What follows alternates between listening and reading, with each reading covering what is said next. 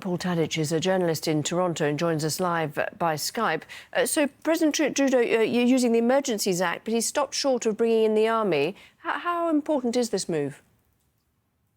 It's extremely important, and it's completely unprecedented. That's one word that we keep hearing over and over again, repeated on Canadian international media.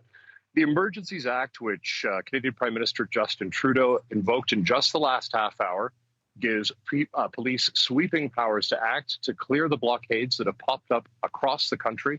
I'm reporting to you now from Queen's Park in Toronto. This is the seat of the Ontario Provincial Legislature, the head of Doug Ford's government, who declared a state of emergency here in this province on Friday. This is the first time the Emergency Act has ever been deployed. It was enacted in 1988 and has sat on the books gathering dust since.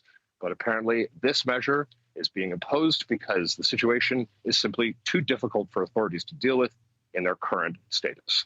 And how likely do you think it'll make a difference? It's a really open question at this point. The problem that many people are experiencing is one of delay and prevarication. Apparently, the Emergencies Act goes into force immediately after it's declared. However, the technical proceedings are that Parliament has to ratify the act within 7 days after it's invoked. That doesn't, however, prevent authorities from taking action under those new powers now.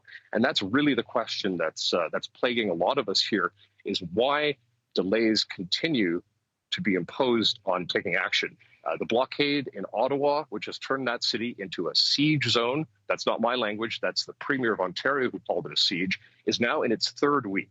The situation at the Ambassador Bridge was cleared yesterday, but there are still protesters lingering, and police reportedly have allowed some to regather in that particular spot. So this is the difficulty. We have law enforcement, different levels of law enforcement, that over the past several weeks have been conclusively failing to act. And that's really the reason why Justin Trudeau has imposed these unprecedented measures.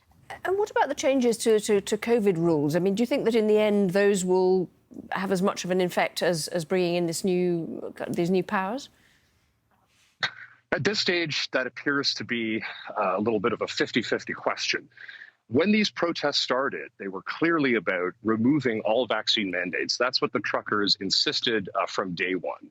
But at this point, 3 weeks into this sprawling and extremely complex movement that is changing on a minute-by-minute basis, that's simply inadequate. What needs to happen now is there needs to be a coordinated effort to ensure that the force of the Emergency Act is applied and is applied evenly.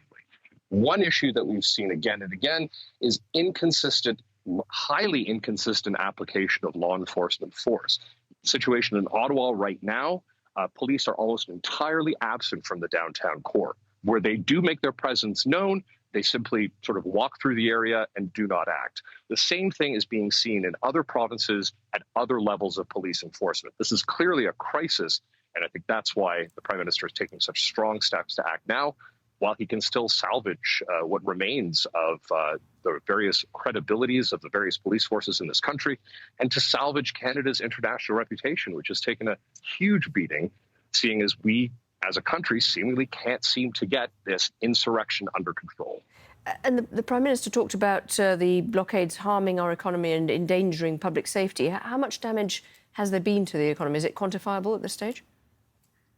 In fact, some figures were just released in the past hour. The blockade at the Ambassador Bridge alone, linking Detroit and Windsor, Ontario, one of the biggest and most important border crossings between Canada and the U.S.